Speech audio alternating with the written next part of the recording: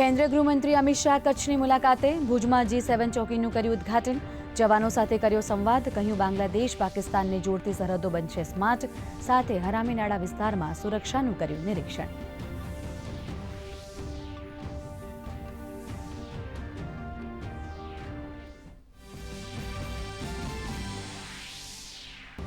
પ્રધાનમંત્રીના સુશાસનના 12 વર્ષ પૂર્ણ થવા પર રાજ્યમાં થશે ઉજવણી।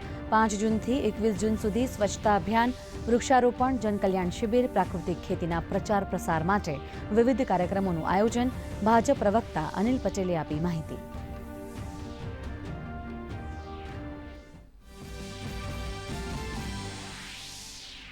પશુપાલકો માટે સારા સમાચાર। સાબર ડેરીએ દૂધ ખરીદીના ભાવમાં કર્યો વધારો। દૂધ ખરીદીમાં 15 રૂપિયા વધતા 865 રૂપિયા કિલો ફેટ પ્રમાણે કરાશે ખરીદી। નવો ભાવ વધારો 1 જૂનથી બનશે અમલી।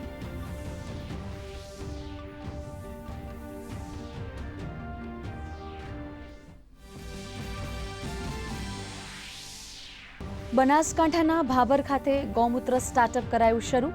સ્ટાર્ટઅપ પ્રોજેક્ટને ગુજરાત સરકારના આઈ હબ તરફથી મળ્યું ₹5 લાખનું પ્રોત્સાહક ફંડ। ગૌમૂત્ર સ્ટાર્ટઅપ ગ્રામીણ અર્થતંત્રને આપી રહ્યું છે નવી દિશા।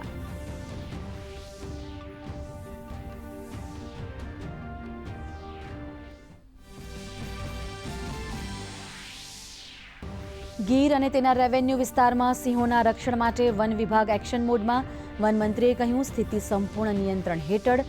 સીએમઓ અને પીએમઓ દ્વારા થઈ રહ્યું છે સીધું મોનિટરિંગ। તકેદારીના ભાગરૂપે અસરગ્રસ્ત 10 કિલોમીટર વિસ્તારમાં ડિટેકિંગ કામગીરી તેજ।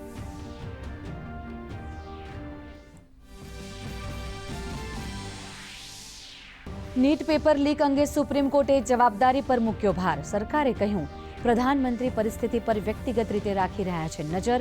સુનાવણી જુલાઈના બીજા અઠવાડિયા સુધી રખાઈ મુલતવી।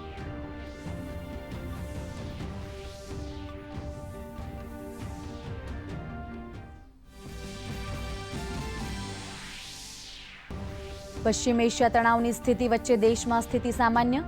દેશમાં ઇંધણનો પૂરતો જથ્થો। સરકારે આપી માહિતી। સંગ્રહખોરી અને કાળાબજારી પર કડક કાર્યવાહીના આપ્યા આદેશ।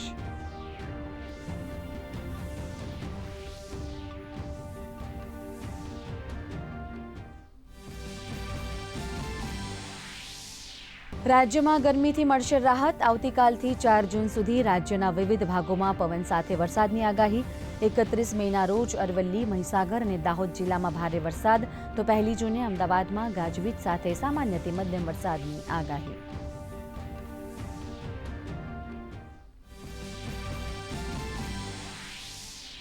અને આઈપીએલ 2024ના બીજા ક્વોલિફાયર મુકાબલામાં આજે રાજસ્થાન રોયલ્સ અને ગુજરાત ટાઇટન્સની થશે ટક્કર।